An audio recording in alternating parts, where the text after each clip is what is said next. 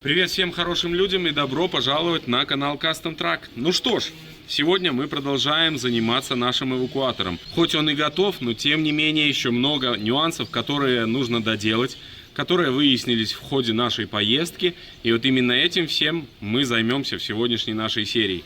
Скорее всего, что она будет сумбурная, возможно, будем куда-то перебегать, что-то делать еще другое, что-то, но нужно устранить нюансы, которые необходимо сделать прям очень срочно. Во-первых, нам нужно сделать лебедку, обязательно сейчас проверить, прозвонить ее, все подготовиться к тому, чтобы провести кабеля, правильно их провести. Также хочу, чтобы у нас разрывался плюс. В общем, все эти моменты нужно будет сделать аккуратненько и красиво. К нам уже подъехал Дима, электрик от Бога, который уже 20 лет отработал на заводе официально. Вот, поэтому я думаю, мы сейчас быстренько разберемся, куда какие у нас идут плюса, куда минуса, куда земля, я не знаю. Вам всем огромное спасибо за поддержку, обязательно подписывайтесь на наш канал, ну и если есть желание поддержать нас, то переходите на Boosty. Что-то у меня сегодня горло не пашет. Присаживаемся поудобнее, чай, печенюшки, все как вы любите, и начинаем. Так, Дима в позе лотоса, наверное, так эта поза называется, не уверен, но у нас есть хорошие новости, разобрались. Сейчас вам тоже покажу, потому что в интернете пытался найти, нет информации. Ну, возможно, это не так сложно, поэтому... Поначалу была паника немножко, мы потеряли управляющий вот этот провод наш, Дим, покажи его, вот этот. Потеряли. Да, он, к сожалению, был оторван, валялся там где-то у нас. И сразу мы подсоединились крокодилами и поняли, что, блин, какая-то засада, ничего не работает. А потом Дима все-таки заметил этот проводок. И суть в чем? На Озоне я купил вот такой вот радиопульт. Он стоит копейки, там порядка 30 белорусских рублей. Вот, он подсоединяется сюда к управляющей релюхе параллельно вместе с основным пультом. Дим, покажи. Вот, который у нас есть оригинальный, вот он, Dragon Winch'евский. Вот, он подключается параллельно. Сложного здесь ничего абсолютно нету. Последовательность какая здесь? У нас желтый еще вот сюда, да, Дим, желтый? Это плюс. Ну, надо как-то нашим зрителям рассказать по-быстрому. Сейчас желтый сюда. Вот это, я так понимаю, голубой, это антенна, так? Вот это приемник. Плюс. Это плюс. Этим запитывается пульт. Пульт и радиопередатчик. Вот так? это два выхода. Вперед лебедка, назад лебедка. Желтый и белый. Да. А вот это минуса. Минуса. Они подключаются вот так. Параллельно. И плюс вот сюда. Пульт подключается параллельно пульту лебедки. Да, пульт подключается параллельно пульту лебедки. Ну, если вдруг у вас вот возникнет такой вопрос, как подключить, то вот, ну, вы сможете посмотреть и, в принципе, тут, ну, разберетесь. Вот, и это получается передатчик, а у нас еще есть приемник. Вот он. Вот так выглядит. Ну, все предельно просто, вперед-назад. Вот это отключается пульт. Здесь внутри батарейка, все это работает. Вот, так что сейчас наша задача еще очень сложная достаточно. Это провести кабеля. Плюс и минус будет идти отдельно от аккумуляторов. И будет вот такой разрыватель плюса, который на случай, если во время работы машины, ведь обычно мы лебедкой пользуемся, и машина работает, чтобы аккумуляторы не садились так сильно. Вот, чтобы, если вдруг что-то пойдет не так, всегда можно было отключить и плюс. И в дополнение ко всему, это не будет высаживать наши аккумуляторы во время неиспользования лебедки. Минус мы будем подключать к выключателю массы, вот, то есть, чтобы тоже он отключался. А плюс хочу установить вот здесь. Сейчас просверлю два отверстия, вот я уже пометил. И сюда установим наш разрыватель плюса. Он как раз будет здесь идти, все четко у нас будет работать. Так, установил я наш выключатель плюса. Вот здесь он будет идти как раз на клемке. Все у нас тут хорошо получается. Сейчас нам нужно обжать вот эти кабели наши. Вот, поэтому делаю специальную обжимку. Сейчас увидите.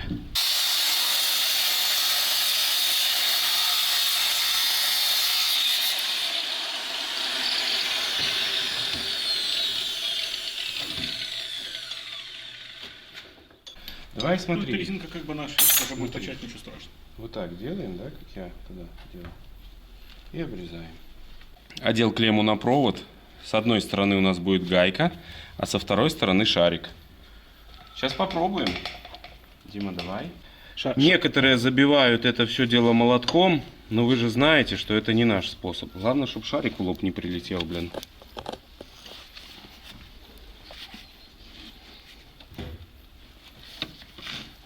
Слушай, ну это будет завод. Ёп.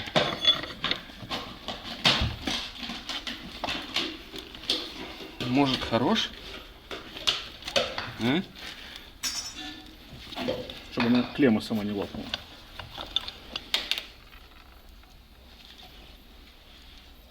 Хьюстон, у нас проблемы. Молотком сбить. Чуть больше гайка, чем радиус. Так, ну вот. По-моему, огонь, да? Вы, кстати, часто в комментариях пишете, вот опять продашь Volvo. Нет, на самом деле продавать Volvo я не планирую. И как бы не хотелось что-то новое, продать всегда проще, чем потом найти такой же стоящий вариант. Но все равно часто присматриваюсь к разным вариантам. И тут мне помогает номерограмм, в котором можно найти фото автомобилей по госномеру. Это быстро и бесплатно. Заходишь в приложение, вбиваешь номер и смотришь, не было ли ДТП или еще чего-то неприятного. Это самый простой и быстрый способ пробить авто перед покупкой. А еще можно просто посмотреть свои бывшие автомобили, чтобы глянуть, как они поживают. Я так, кстати, частенько делаю. Мы готовы к испытаниям. Проведены 2 кабеля. Минус у нас идет на переключатель массы, а плюс, вот я подпитался сюда с клеммы. И через тоже переключатель, здесь все аккуратненько запаковал. Вот у нас тоже разрывается. Вот сейчас включен, вот выключен. Ну сейчас попробуем, Дима. Ты готов? Всегда готов. А радиопульт? Ну давай пробуй этот сначала. Стоп, масса не включена. Не получится, давай. Плюс включен? Все включено, давай. На массе стань. Давай. О! Все работает, отлично. А теперь радиопульт. Ты уже и крышку собрал, это плохой знак. Ну давай. Уверен, 20 лет на заводе. Давай. А там включить его надо, наверное. Надо питание? Не, включить там вот слева. Ага. Давай. Работает. Все. Да, я попробую издалека. Сколько он будет брать? Возьми за крюк, Дим. Слушай, нормально. А еще дальше. Давай проверим.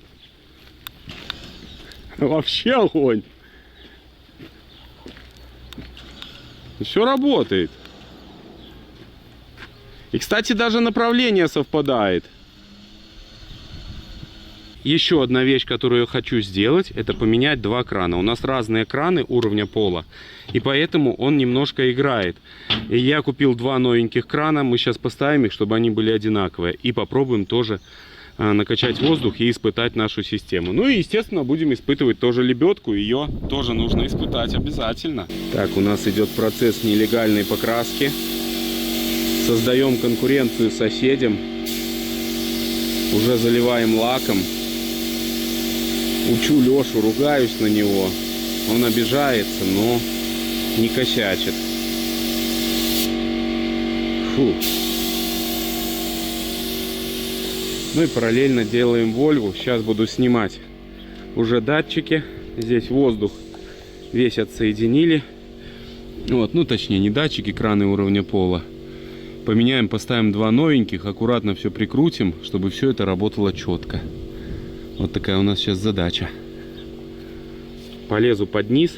Там неудобно, блин, но ничего не поделаешь. Демонтировали мы вчера 2 крана. Пришлось повозиться. Закорели безумно в корпусе.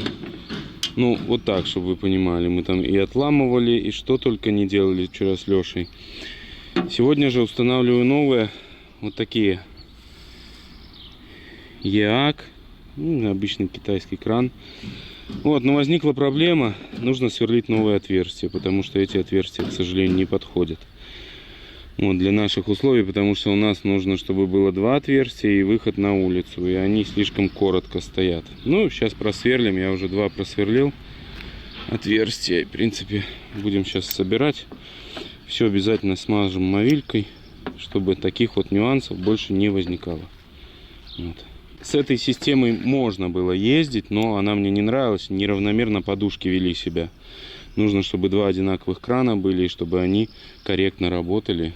хорошие краны. И тогда будет все четко. Друзья, товарищи, система вся собрана. 2 крана установлено. Раз, два. Вся рама в стружке. Нужно взять воздух, обязательно обдуть. Вот сейчас будем запускать, испытывать. Все, мы уже регулировали все. Работает четко. И, кстати, не дымит Volvo, видите? Чуть-чуть. Так, прошло ровно 2 часа. Намучились мы здесь с этими подушками, друзья, но выставили и нашли еще одну большую проблему. У нас лопнула вот эта подушка сзади, которая стоит. Что-то с ней не то. Видимо, когда мы возвращались с ТБТ-шоу, воздуха не было в этих подушках, и она где-то там прощекнулась, или еще что-то с ней произошло нехорошее. Поэтому нужно покупать. Номер я записал. Будем смотреть, что нам даст каталог. А еще я продал наш прицеп Трау. Теперь его нету, и его функции будет выполнять Volvo. Вот такие хорошие новости тоже. Вот, так что продолжаем работать, двигаемся дальше. В продолжении серии с Volvo хотел вам рассказать, что мы, когда ехали, произошло перетирание одной из наших подушек. Сейчас пытаемся открутить. Здесь конструкция вообще бомба. Смотрите, как сделано. То есть нижняя часть подушки, она прикручивается к стакану. То есть вот этот вот лапик вставляешь в подушку и прижимаешь подушку по периметру. Это лучшая система фиксации подушки. Лучшая, которую я видел. Это надежно, это прочно. Даже если у вас нету воздуха, вы поехали, то все будет четко. Как в нашем случае, видите, все равно, скажем так, можно ехать даже и без проблем. Наша задача следующая. Пока мы ждем запчасть, именно подушку, хочу установить запаску. Можете наблюдать, вот там мы уже сделали 2 отверстия. Вот, немножко здесь поцарапали, но ничего страшного. Это рабочие моменты. Вот, одну шпильку уже установили. Сейчас я буду точить вторую, но я ошибся. Мой 20-летний, будь здоров, Леша, мой 20-летний стаж в токарном мастерстве дал сбой. Вот, слишком много снял, в общем, с заготовки, но уже отрезал следующую. Ничего страшного, она еще куда-то пойдет. И буду сейчас протачивать, делать специальный палец такой, на который будут накручиваться вот эти гайки. На самом деле еще один точно такой же палец я закосячил. Начал нарезать резьбу, все четко, начал нарезать резьбу, и резьба вся срезалась. Использовал даже вот такой специальный вжик, и все равно ни хрена срезалось, и все. Нужно просто потихоньку нарезать резьбу. 70 миллиметров оставляем. Плюс 15 на диск. Вот. А остальное резьба. Здесь будет садиться диск, а здесь резьба.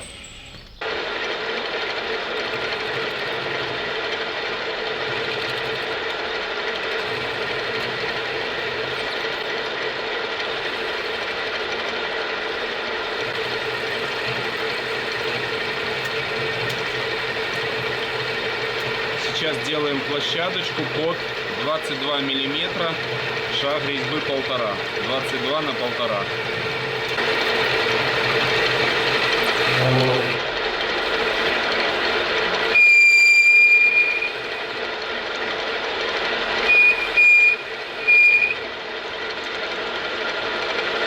Сразу нарежем резьбу, чтобы зря не точить новую заготовку.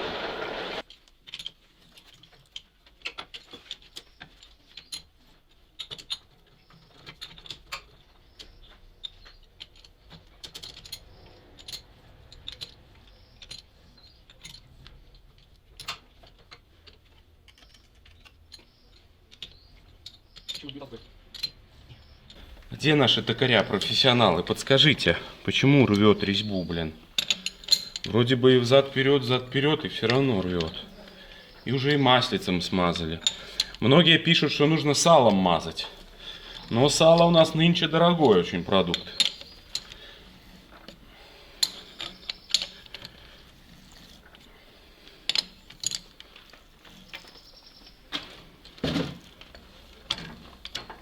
И вообще огонь. Ну, там есть пару моментиков, но ничего страшного. Вот, видишь. Вот здесь чуть-чуть и вон там. Может быть, само качество металла соответствующее, да. Кстати, тоже хорошая мысль, Леша.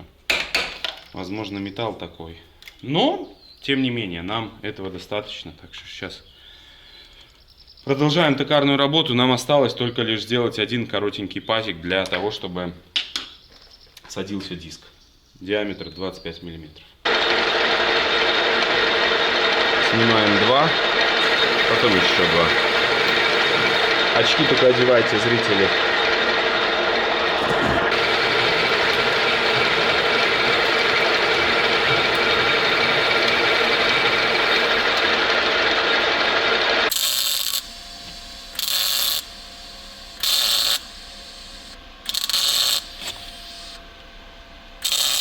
Вот такой кронштейн у нас получился. 3 болта мощных, прочных таких, именно под гайки, которые на колесах. И сюда будет наше становится колесо. Сейчас, естественно, мы все это покрасим, смажем, только после этого будем устанавливать колесико. У нас, к сожалению, погода вот такая дождливая, блин, но покрасим. Покрасим обязательно, чтобы здесь не ржавело. Параллельно с ремонтом Volvo мы красим ящики для нашего Магируса автодома. Такие красавцы. Уже с замками. Такие замки обычные комнатные мы устанавливаем. Не знаю еще пока, чем это закончится, но других вариантов, к сожалению, я не нашел в нашем городе. Вот так вот их красим. Структуркой краской. МИПа, бамперная краска. Вы не поверите, сейчас веду переговоры о покупке интересного проекта, о котором я мечтал, пожалуй, с начала нашего ютуба. Достаточно необычную, а чтобы узнать какую, вбивайте в сторах «Проверка авто», переходите по ссылке в описании или сканируйте QR-код на экране. Скачивайте номерограмм и вбивайте номер, который сейчас видите на экране, там вы увидите проект, который, возможно, у нас будет на канале. А заодно, кстати, ради интереса проверьте и свою тачку. Кронштейн под нашу запаску готов. Я его покрасил, смазал. Но сейчас решил перед установкой все-таки покрасить это ржавое колесо.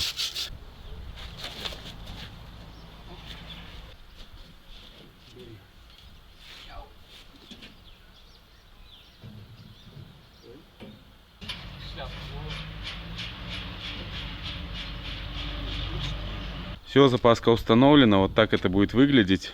Немножко страшноватая она, но сама по себе конструкция, по-моему, достойная. Да, еще по вашим комментариям многие написали, что нужно сделать чехольчик для лебедки. Согласен, нужно замутить. Решили немножко тоже помыть Volvo, потому что погода вроде налаживается. Но пока что Леша моет ботинки. Ну и Вольвочку сейчас помоем тоже, будет красавица. Ну вот, установили мы ящики. С этими ящиками бампер смотрится тоже уже по-другому. Ну-ка, Леш, закрой его. С этой стороны огромный ящик. Закрылся как с резинкой, понял? Да, конечно, все четко. Ну вот, теперь наш автодом еще больше преобразился. У нас большое количество ящиков в запасе. Вот, можно будет ложить много всяких вещей. Естественно, низ мы еще подкрасим, подсвежим. Все это будет аккуратненько сделано. Ну а верх тоже будем красить. Пока не знаю когда, но будем. Так, приехала наша подушка. Все, мы ее поставили уже. И сейчас вот воздух. Оделась до конца? Да. Все четко. Угу. Максимально простая конструкция. Просто пятак прижимается и все. Ну а наша подушка, видите, вот так пострадала. Ну, ее просто мы без воздуха ехали, ее долбало и вот раздолбало. Все, сейчас будем выставлять опять краны.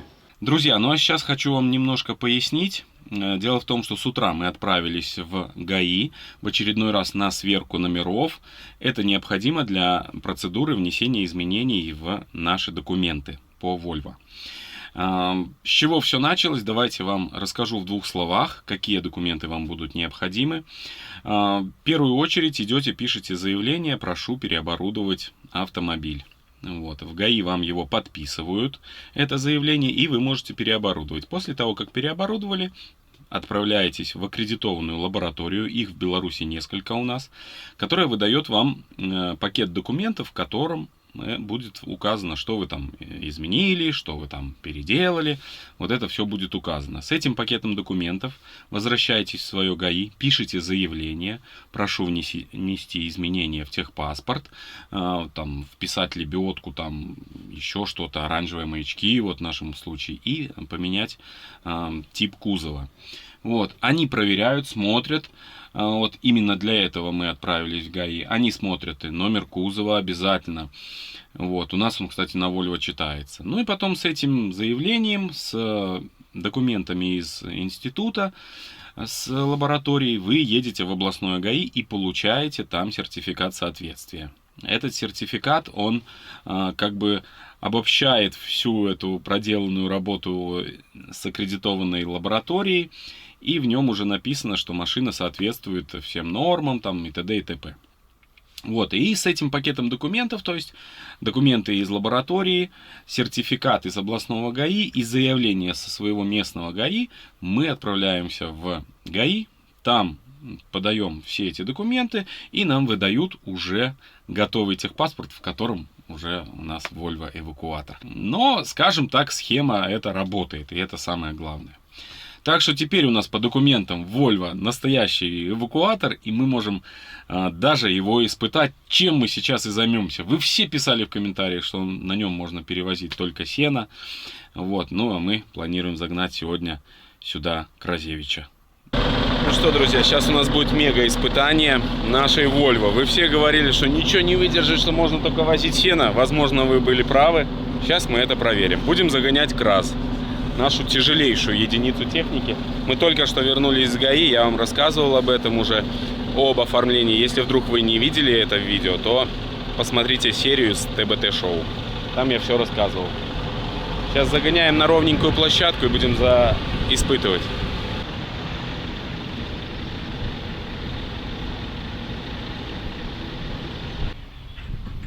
Наверное, деревяшки нужно подложить.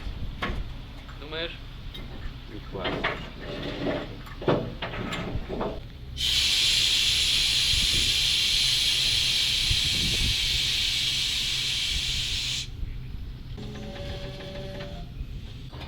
Видишь, вот какая. А у тебя? Отложи туда досочку.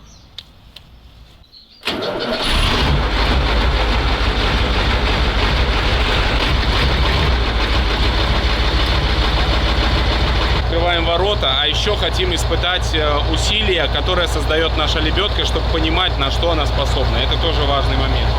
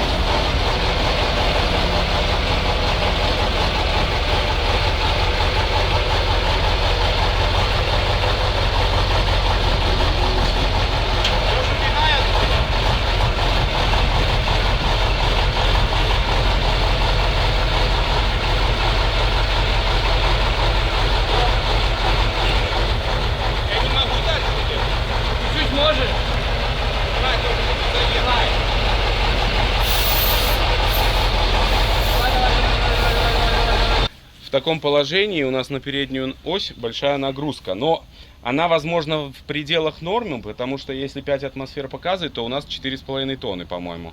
Так же было в институте? Я не помню. Ну, 4,5 тонны.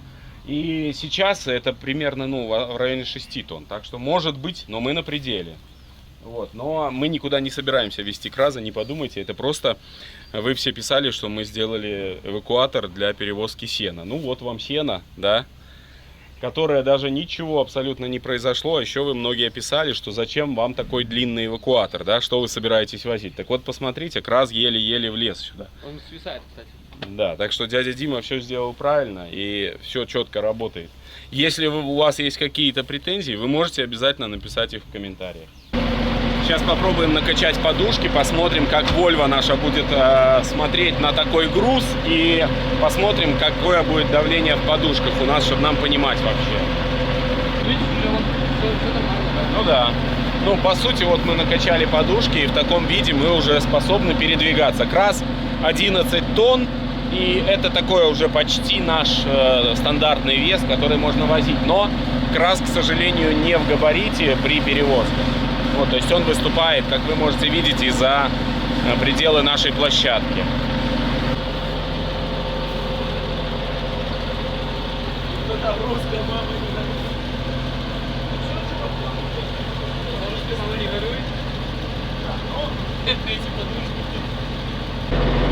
Но здесь интересно играться с этими манометрами. Очень хорошо, что манометры стоят. Без них было бы менее информативно все это делать. А так вообще классно. Вот оно сейчас выравнивается, видишь? 4, Да. 4-4. Нормально. Ну, крас здоровый, просто ужас. Смотришь на это, Зеломан отдыхает.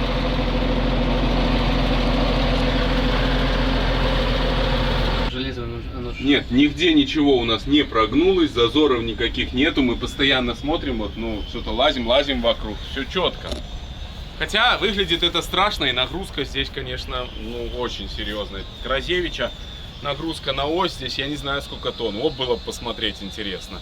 И, кстати, если сюда загнать АТС, но мы не хотим пока что загонять, потому что, ну, жалко нам площадку, честно. У АТС будет очень равномерное распределение давления на площадку, благодаря гусенице, и вообще не будет никаких нюансов. То есть АТС менее опасен в плане перевозки, но более опасен для живучести самой площадки, самого покрытия. Вот. Но сейчас сгоняем краза обратно. В принципе, что мы здесь можем еще испытать? Ничего, но Лебедку. хотим испытать лебедку. Сейчас будем сгонять Кразевича, а вы, друзья, не забывайте скачивать номерограмм прямо сейчас по ссылке в описании. Именно там вы сможете найти проект, по которому я сейчас решаю с продавцом. Там есть маленький нюансик, но, надеюсь, у нас все получится.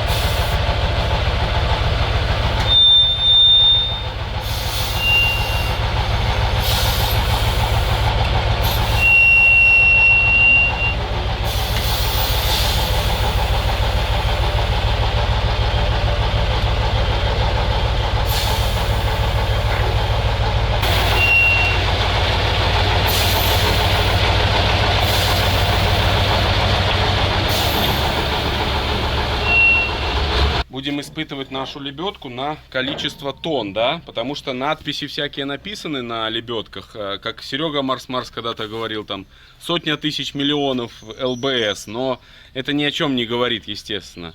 Говорит о чем-то только вот, советский динамометр. Вот, и такие вот стропы.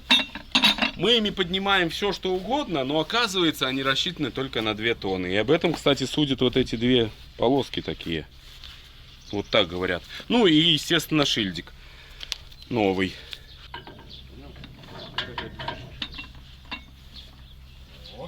Такелаж весь у нас очень мощный, с расчетом на то, что наша лебедка мощная. Ну, посмотрим. Я посмотрел на это все, посмотрел на крюк от лебедки, что я сомневаюсь.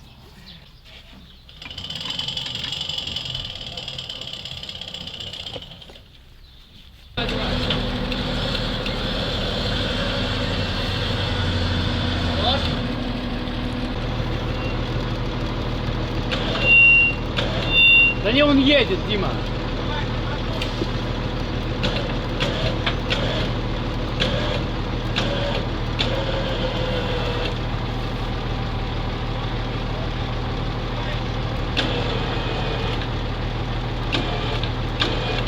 Вольво поехала! Вольво едет. На 2,5, да? Отъезжает Вольво. Да. 2,5 тонны и Вольво тянется к красу. Мы попробовали тянуть на тормозах, это получилось 2,5 тонны. Без тормозов он тянет порядка тонны, даже чуть меньше, где-то 800 килограмм усилия. А при 2,5 тоннах у нас уже начало стягивать саму Volvo. Поэтому дальше мы ничего не можем замерить по сути. Если только зацепить здесь за край площадки и пытаться рвать лебедку. Ну, наверное, это глупо. 2,5 тонны она создает, да? Да. Я не знаю, хороший ли это результат. Сколько По-моему, не ЛБС? очень. ЛБС 5823 70 100. В третьей степени. Да. Я не знаю, сколько ЛБС. Так она должна тянуть 8 тонн. Что это за хрень? 2. Не знаю, друзья. Я что-то сомневаюсь. Ну, она 3 тонны тянет, так? Как бы. Но она уже трещала вся так. Ну и Volvo поехала.